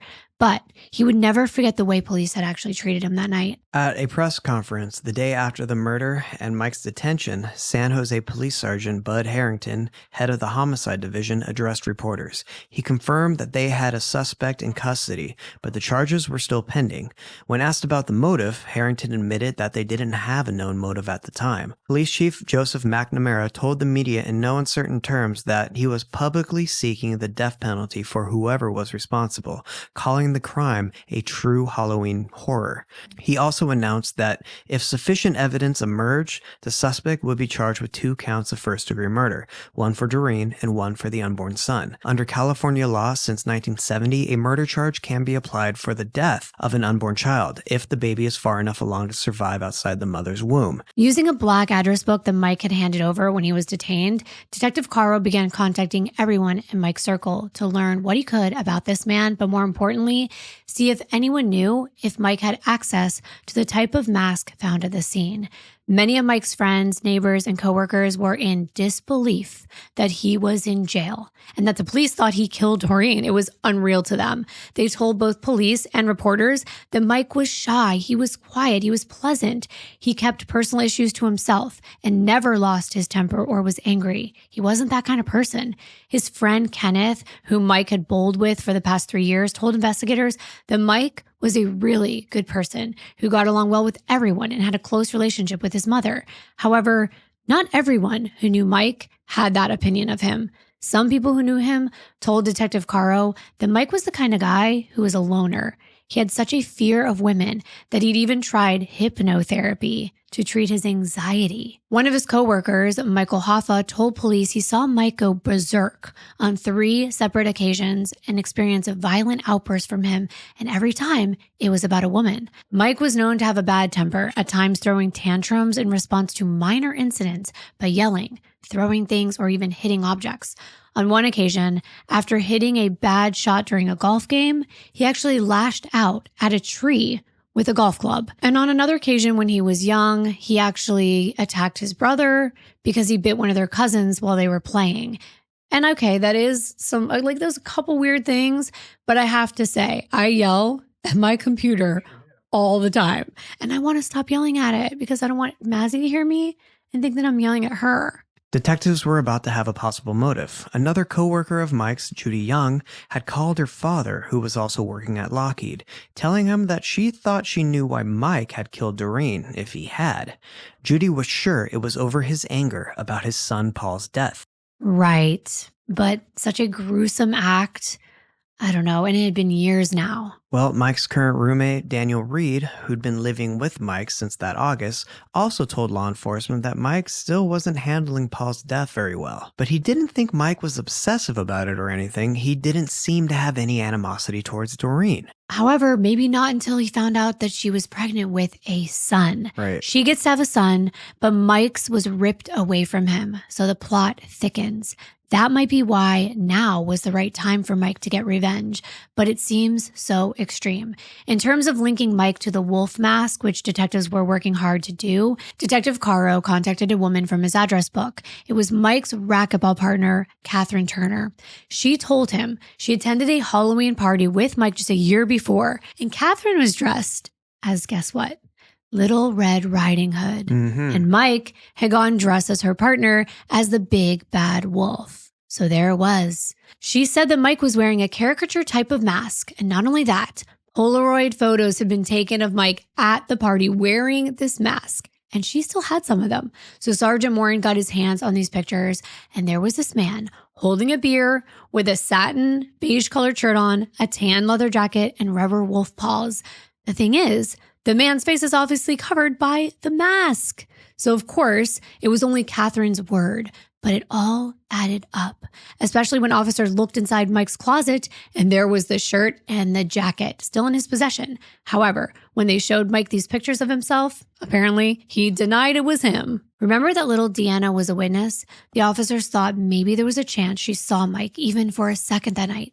Deanna had never actually met Mike, so she wouldn't know what Mike looked like. But if she could pick him out of a police lineup as the man who attacked her mom, this could be very compelling. Unfortunately, Deanna had only heard her mother's murder, not actually seen it. When she was shown a lineup, she wasn't able to identify Mike as the attacker. Without that critical piece of evidence, law enforcement realized their case against Mike wasn't as solid as they initially believed. At this point, the district attorney's office concluded that they didn't have enough evidence to officially charge him with the murders. As a result, on November 5th, the court canceled Mike's arraignment and ordered his release. I cannot even imagine what Doreen's family and loved ones must have felt like at this moment. The police chief McNamara wasn't happy about it either, and he was clear about there being no other suspects. But there was little he could do. Charles, of course, was terrified. What was stopping Mike, or whoever did this, from coming after him and Deanna? Charles's friends and neighbors rallied around to support him, keeping watch outside the Erbert house to keep people away who had no business being in the area. And even if Mike didn't target their surviving father and daughter, he was still a flight risk. But the fact that Mike was placed under police surveillance brought little comfort to the people of San Jose, who were gripped with fear as they began locking their doors, and they hadn't done that before. This killing was violent. If he did it and was roaming the streets, then no one was safe. As Mike walked free, he told multiple media outlets that he was sorry the murders had taken place, but hoped police would find who did it, but maintained his innocence. He claimed his only connection to the crime was that he was Doreen's ex-husband, and reiterated that officers had first suspected Charles. He told reporters he had no idea why detectives were looking at him, only that they checked his house for evidence but hadn't given him any other updates. When asked about a possible motive, Mike admitted that he was still deeply heartbroken over his son Paul's death. However, he insisted that he wasn't angry enough at Doreen to kill her. Mike had also told reporters that while investigators briefly informed him that Doreen had died, they never explained the brutal nature of her murder. In fact, he said he didn't learn about how horrific it was until some inmates told him while he was in jail. According to Mike, this was the reason his initial reaction to the news might have seemed off or not as emotional as expected. He claimed he hadn't known the full extent of what happened until much later. Well, here's one of my favorite parts. Mike was still the prime suspect, and his smug ass didn't have much of an opportunity to enjoy his freedom because just before midday the following day, he was rearrested. So what changed within less than 24 hours? Well, the results from the crime lab that police were waiting on came back. Santa Clara County Laboratory of Criminalistics analyst Robert Gadd had matched Doreen's blood and her baby's blood to stains on the piece of fabric found inside the trash can near Mike's garage. They also matched Mike's blood to samples taken from the crime scene. Doreen's hair had been found in a small ball of fibers in the trash can with the same fibers found in his mother's apartment. So now they get an official search warrant for the entire property. And I have to point this out. Let's say they tested an item and it was type A and the victim was type A. They would conclude that was the victim's blood. Okay. And if the perpetrator was like type B, they would be like, oh, well, that's not the killer's blood. That's the victim's blood. That's as basic as it was. So if you had the same blood type as a victim and you were the perpetrator, they wouldn't be able to figure it out. And the hairs, they would just match them under a microscope. This wasn't testing the root for DNA at the time. They had one other important step to take to make sure their case was solid against Mike. Prosecutors had to be sure that the mask at the crime scene wasn't one that was so readily available that anyone in Doreen's neighborhood could have possibly been the killer and been wearing it that night. Detective Carl learned from the manufacturer that less than 20,000 of these same masks were ever sold around the entire country. So due to it not being a very popular design because it was so damn ugly, that's what I heard everyone say. I just heard this in the story. People were like, I wouldn't have bought that thing. The mask found at the crime scene had been purchased within the previous year. We know Mike was wearing it at the party. Mike was charged with 2 counts of murder with 2 special circumstances and held without bail. The special circumstances in the case meant that if Mike was convicted, he could face the death penalty. The circumstances included lying in wait and committing multiple murders, adding significant weight to the charges against him. Mike, however, continued to protest his innocence. He even suggested to Detective Caro that Doreen's murder might have been drug-related. Mike claimed that one of Doreen's friends had told him that Charles was a heavy cocaine user when he first got together with Doreen. On top of that, Mike admitted that he'd been worried about Doreen allegedly using marijuana while supervising their son Paul. In a desperate attempt to defend himself, Mike also accused the police of trying to frame him. He claimed that during one of his interviews, officers took hair from his head to plant it as evidence. They took his hair so they could compare it to hairs at the crime scene. And by the way, he's such a victim blamer. You just wait until you hear what happens next. The following day, November 7th, Mike was arraigned. And at the same time, officers searched his home for the second time. And this time, it was a complete search with a warrant. They seized 31 items, including a cutlery box and the bloodstained trash can from the garage, another trash can from outside the residence, ashes from the fireplace, a .357 Magnum revolver from behind the bed frame. Remember when he was up there, he kept looking at the bed frame? Well, guess what? They think he was probably going to do something crazy. Then there was something else they found from Mike's bedroom closet, an adhesive label believed to have once been attached to an 18-inch Stanley brand machete. Even though there were no signs of the machete itself, receipts were found in the house from a local hardware store, and they sold Stanley machetes there, bearing the same label, identical to the one found in his closet. There was also a copy of a 1982 edition of Penthouse magazine, which contained an article about the role of psychiatric defenses in murder trials. It was entitled Plead Insanity to Get Away with Murder. Very interesting read. What really sealed the deal and revealed the full extent of Mike's twisted plan was what investigators found in his garage and shed. Inside, they discovered 2 adult-sized plywood boxes that looked like homemade coffins, one slightly longer than the other, as if it was intended for Doreen and the other one for Charles.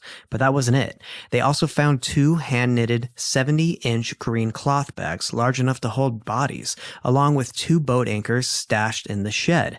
As if they weren't chilling enough, they also found a detailed map of Northern California coastline that was pinned above Mike's desk, like a poster. Given that Mike owned a boat, it became clear to detectives that he had been meticulously planning to kill Doreen and Charles for months, maybe even longer. The detectives theorized that Mike couldn't forgive Doreen and Charles for what he saw as the loss of his only son, Paul. His plan seemed to be about revenge, making them experience the terror of drowning just as he imagined Paul had. It looked like he intended to subdue them, stuff them into the body bags and coffins, load them onto his boat, and use the map to find the perfect place along the coastline to dump the coffins into the water, weighed down by the boat anchors. As for Doreen, she was laid to rest at Cedar Lawn Memorial Park in Fremont. Though she wasn't buried with her late son Paul, she now shares a grave with her baby son Jonathan, who had died in 1983, and her unborn baby boy, who was named Dennis Charles Erbert. And even though they were about to name their child Dennis, the same last name as Mike, it was actually, we already told you this, named after her older brother Dennis. As detectives pieced everything together in Mike's garage, they uncovered more damning evidence. Among the findings was discarded cardboard packaging and a knife sheath for the 18-inch Stanley brand machete. It had been purchased from Milpita's Builder's Emporium just a few blocks away from Mike's house. To confirm their suspicions, Sergeant Morin bought the same machete from the store and had crime scene technicians test it to see if it fit the recovered sheath. It was a perfect match, and the machete's size and shape aligned with the slash marks found on the ceiling in the Erbert's entryway. Forensic analyst Robert Gadd also tested the blood found on the rope in Mike's pickup. It came back consistent with both Mike and Doreen's blood. However, when all the evidence was presented to the judge, the court determined it wasn't enough to charge Mike with special circumstance of lying in wait. Investigators concluded that instead of setting an ambush, Mike had simply walked over from his house and confronted Doreen at her front door. Even so, Mike was still facing the special circumstances charge of multiple murders, along with an additional charge for using a deadly weapon. This meant the death penalty was still on the table, and the method of execution used at the time in California was the gas chamber. On February 19th, 1985, Mike formally entered pleas of not guilty. Of course he did. And I can't wait for this to all come together because I need to hear all of your thoughts on this case. I'll be diligently checking the comments. I hope you don't get offended or upset though, because I'm also going to give you my thoughts because I definitely have some. By now, investigators had uncovered a great deal of information about Mike's relationship with Doreen and Charles, especially in the aftermath of Paul's death. Aside from the custody decision about Paul, Doreen and Mike's divorce was bitter and acrimonious. Mike didn't keep his feelings about Doreen hidden either. He was very vocal at work about how much he actually hated Doreen. Following Paul's drowning, one coworker gently tried to just give Mike some positive words and offer him maybe a different perspective on everything, saying that Doreen was probably just as upset over their son's death. But Mike wasn't having it and replied that in his point of view, Doreen hadn't suffered enough. And it wasn't just Mike's comments his coworkers noticed. Mike had always been really good at his job, but following Paul's death, Mike's work performance declined, which of course can be expected when you lose a child. The day of the funeral, Charles and Doreen ended up having to ask Mike to leave their home because they were so uncomfortable with him around. When Mike told his coworkers about the incident, he commented that he was going to get Charles and Doreen and that they were going to pay for it. He felt like they had actually appeared happy during the funeral service. Mike started to believe that Charles and Doreen never wanted Paul as part of their new family, that he was just a reminder of the past, and that they wanted him to die. And that's why they left the pool accessible after the dog drowned. I can certainly see why Mike felt the way he did. But these were just feelings, and there was no proof that Charles or Doreen did anything intentionally to hurt that little boy. From all accounts, and even the photos that I saw of Charles and Doreen with Paul, it was clear they both loved him very much. But Mike was not backing down. After Paul's funeral, Mike withdrew more and more from the people around him. As time went on, things only seemed to get worse. He had tried to go to therapy, but it didn't seem to help, so he eventually stopped attending. Friends and family noticed the changes. He wasn't sleeping, barely eating, and he struggled to function in his day-to-day life. It was clear that the grief over losing his son was consuming him, leaving him emotionally wrecked and disconnected from the world. Now, all of this is not really unheard of after losing a loved one, especially in a tragic manner. Mike had also been consistently paying Doreen child support, of course, until Paul died. But 2 years after Paul's death, Doreen refused to refund Mike $125 in child support, which he calculated was an overpayment. There was also tension between them about the funeral expenses. Mike didn't feel that Doreen appeared sad at all about their son's death. After all, she already had another child, and Mike felt that he had nothing. Paul had been his entire world. Then things escalated. In June of 1981, Mike filed a wrongful death lawsuit against both Doreen and Charles, accusing them of negligence and claiming that their actions had directly caused Paul's death. He also argued that losing Paul had caused him severe psychiatric issues.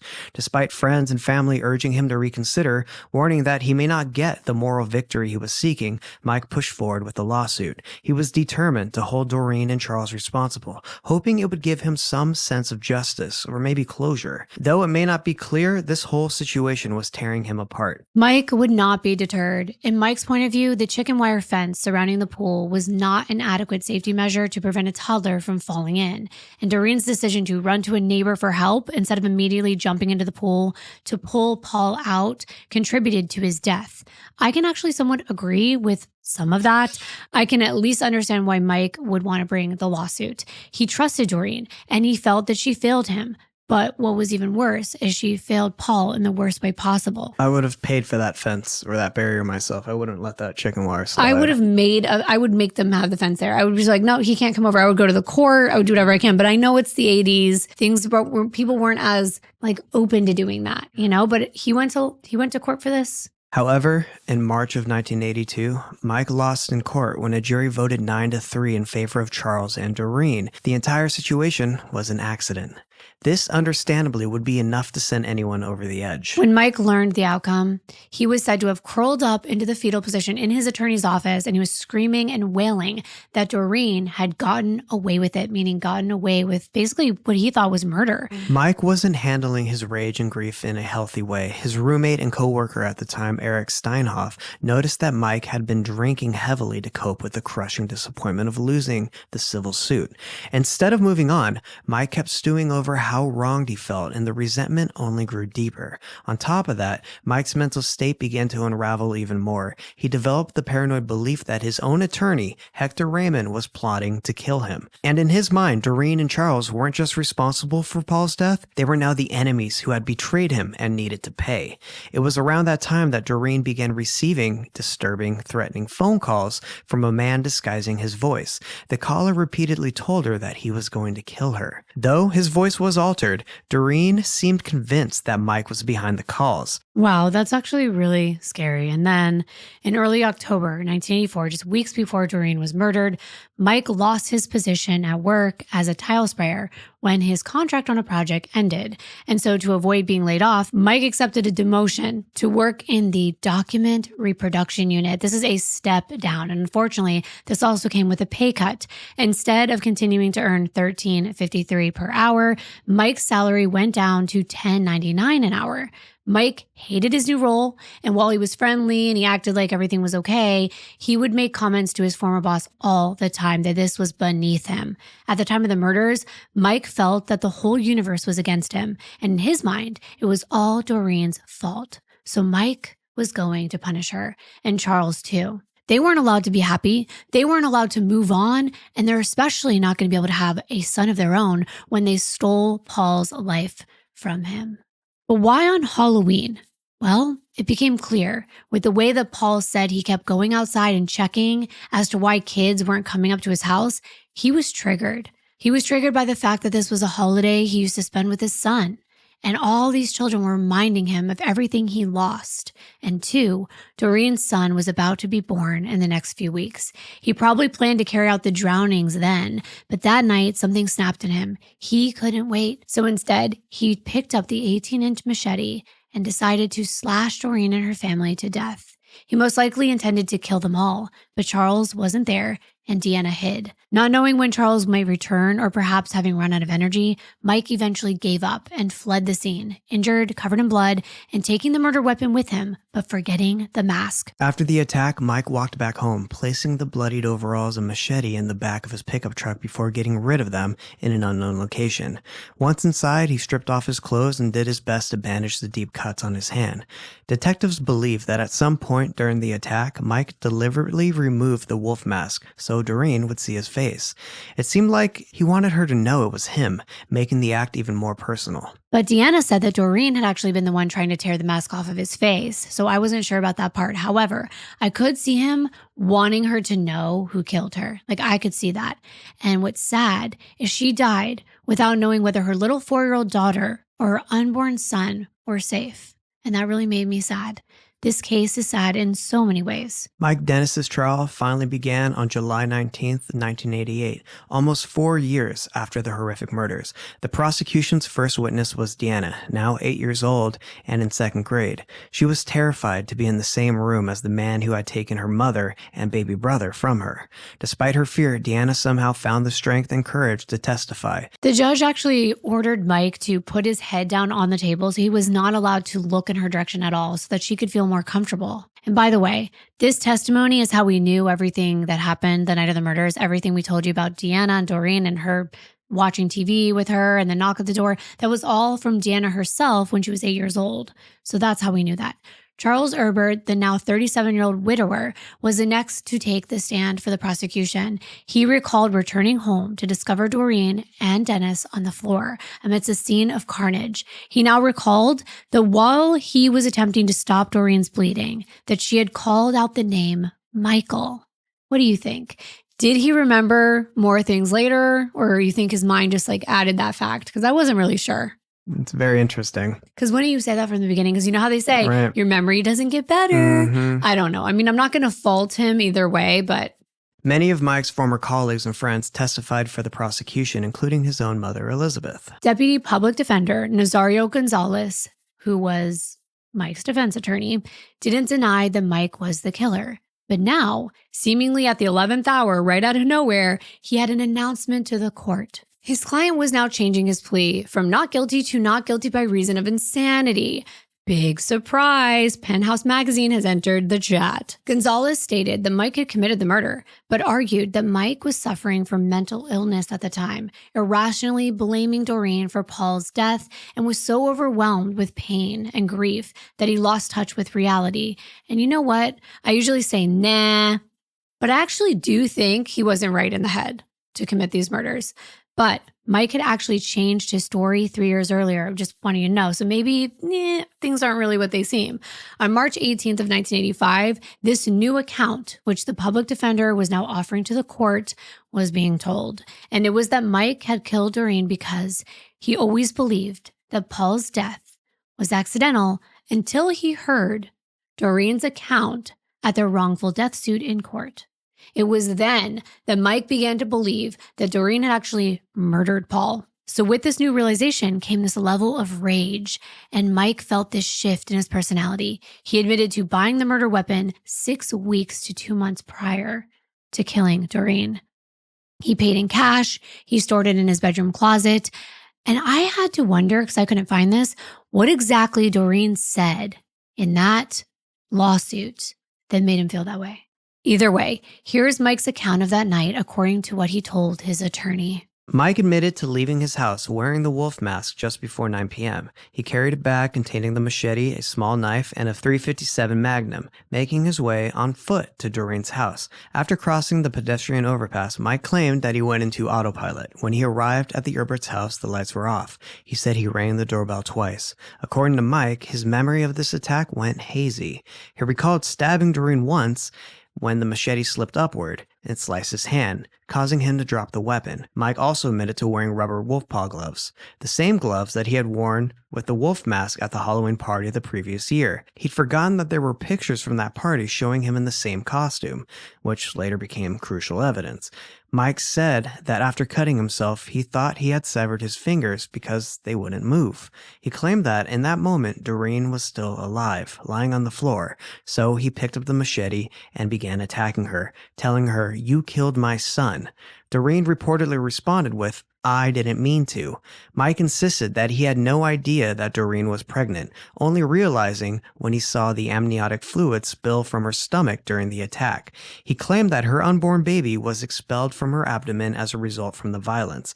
Mike told his attorney that if he'd known she was pregnant, he wouldn't have hurt her. But a polygraph test showed that he was being deceptive about this. Investigators also discovered that Mike's brother and stepmother both knew Doreen was just weeks away from giving birth. And it was clear that Mike was using this strategy just to reduce his culpability and avoid a first-degree murder conviction for killing the baby. Mike also denied harming the baby once it was outside the womb, saying that he didn't recall seeing any injuries on the fetus. He admitted to hitting Doreen in the head one last time before fleeing out the front door, carrying the bag in his left hand. He estimated that he'd only been inside the Erbert's home for about a minute. Wrong.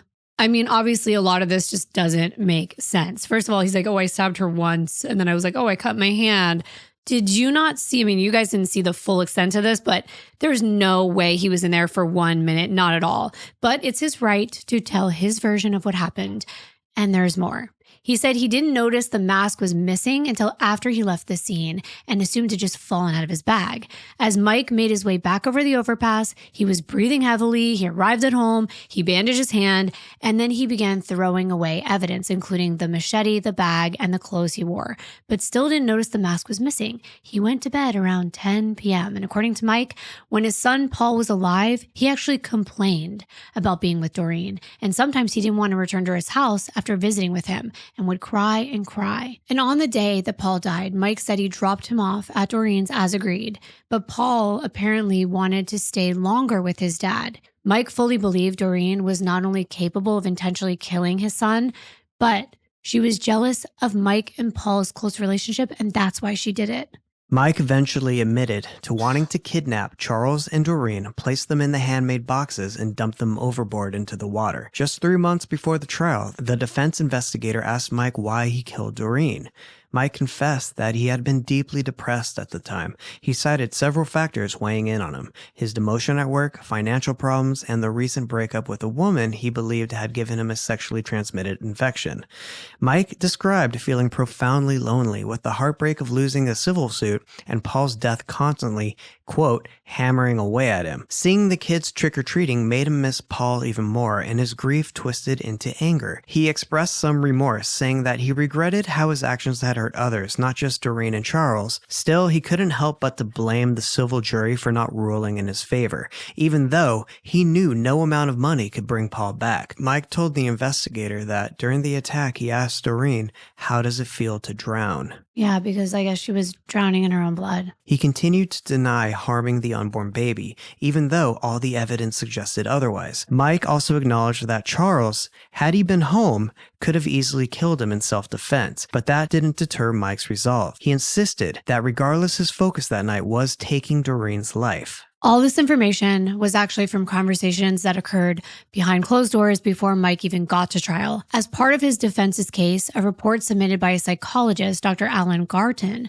concluded that Mike suffered from underlying paranoia, a transitory paranoid state, and delusional thinking, and he had an unrestrained expression of emotional impulses, especially anger and aggression. While Mike often appeared to be in control of these feelings and quite guarded on the surface, according to this doctor, Mike was experiencing a major depressive episode, and it didn't allow him to fully comprehend his actions. For 2 years after his son's death, Mike actually continued to deposit money into Paul's bank account. He talked about him as though he was still alive, and he also carried around a photograph of himself standing next to Paul's headstone.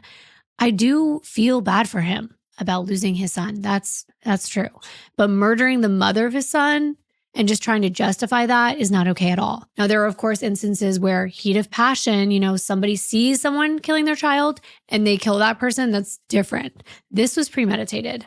The defense tried to paint Mike as a person who suffered most of his life, starting with his hearing loss, explaining how it affected his ability to make friends and crushed his self-esteem from a young age. After his parents divorced, Mike turned to food for comfort, leading to significant weight gain, something he battled with for years. He struggled with his body image, and it became so overwhelming that he eventually underwent liposuction. Friends from Mike's childhood remembered how often he was bullied and excluded by his peers, leaving him feeling isolated. Witnesses described Mike as a loner, shy, socially awkward, and introverted, often seeming sad. But they also testified that he was honest, trustworthy, kind, and responsible, the kind of person who made a good friend. They emphasized that despite his struggles, Mike had never shown signs of violence. The defense also shared that Mike's depression ran deep. At 19, overwhelmed by loneliness and feeling like he couldn't get a girlfriend, Mike attempted to take his own life. They hoped this background would help the jury see Mike as someone who had spent his life wrestling with personal demons, framing the murders as a result of years of unresolved pain, rather than cold blood intent. I guess it just depends on who you ask, but none of those things that you just mentioned are extreme enough to justify what he did. I think all of us go through some form of a struggle in life, bullying as a child, and it is sad. And after hearing 3 weeks of evidence from multiple witnesses, the jury of 10 men and 2 women retired to deliberate. The judge instructed them that mental disease or disorder was a negating factor, and if they felt that this had been present, they could consider manslaughter as a possible verdict.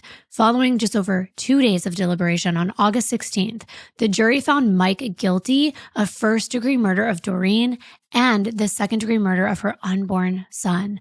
As Mike was led past Doreen's family members on his way out of the courtroom, he said, "Good night."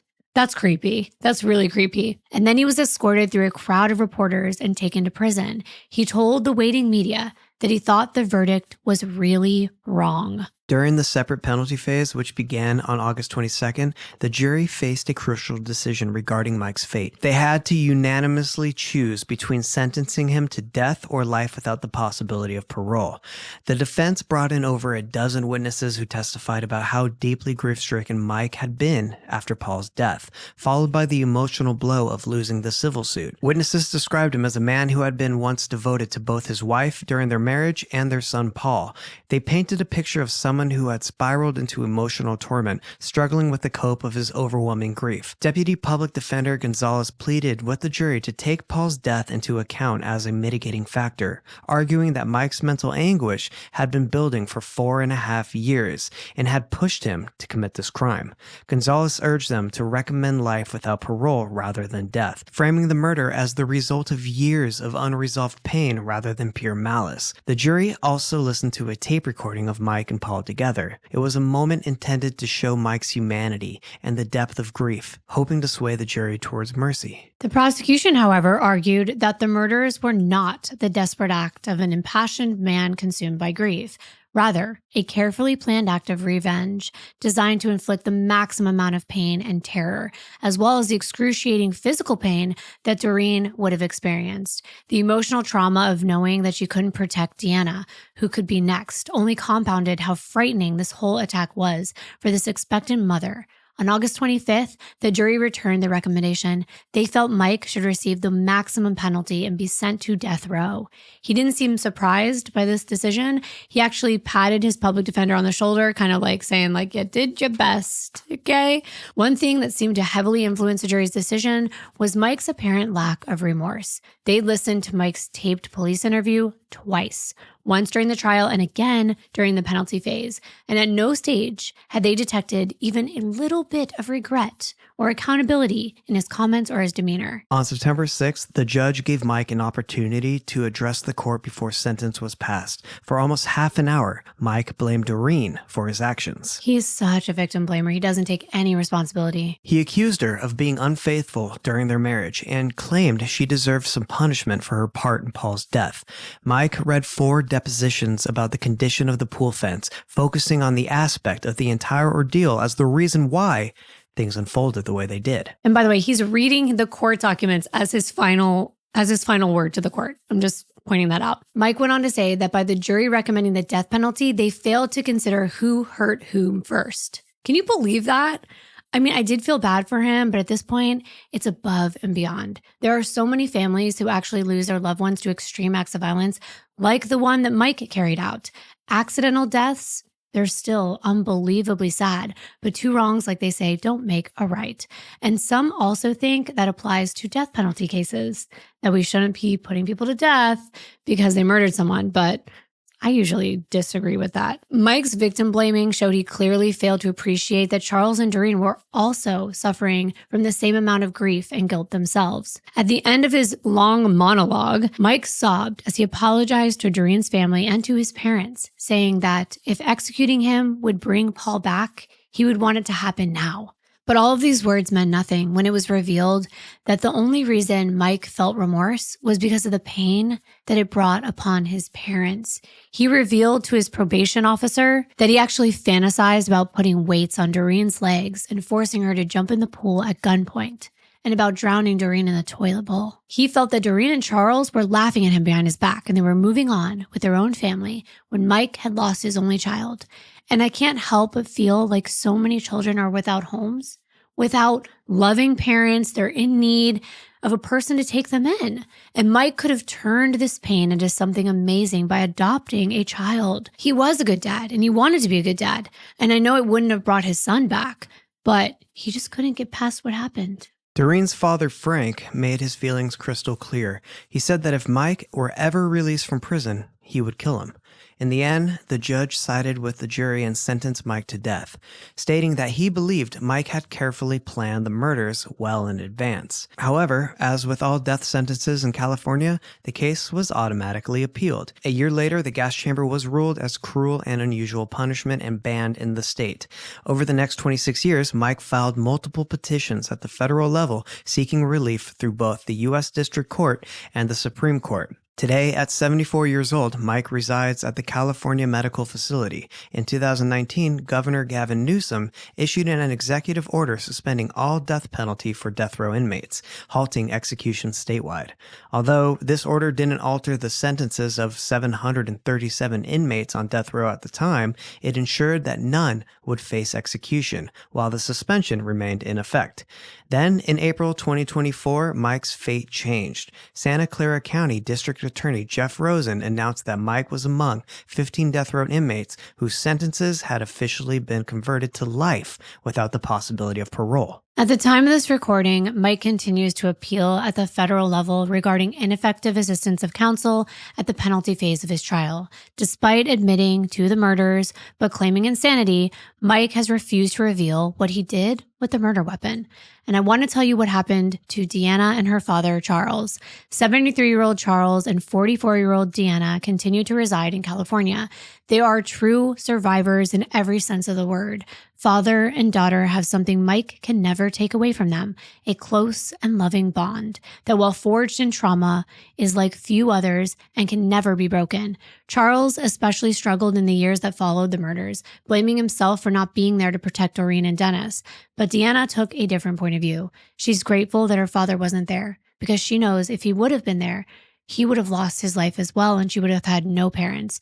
For many years afterwards, Deanna dreaded Halloween every single year, knowing it marked a very painful anniversary. But as an adult, she's reclaimed that holiday for what it means to her on a very personal level, refusing to let Mike snatch any further joy from her life. Charles and Deanna have found it in their hearts to forgive Mike. I don't know how, but it doesn't mean they will ever forget what he did. While father and daughter have let go of their anger, they still feel that Mike should receive the death penalty for taking the life of Doreen and Dennis, taking away years of memories and happiness that Charles and Deanna never got to experience as one big happy family.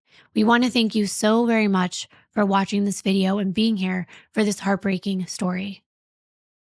We will see you in the next one. Bye.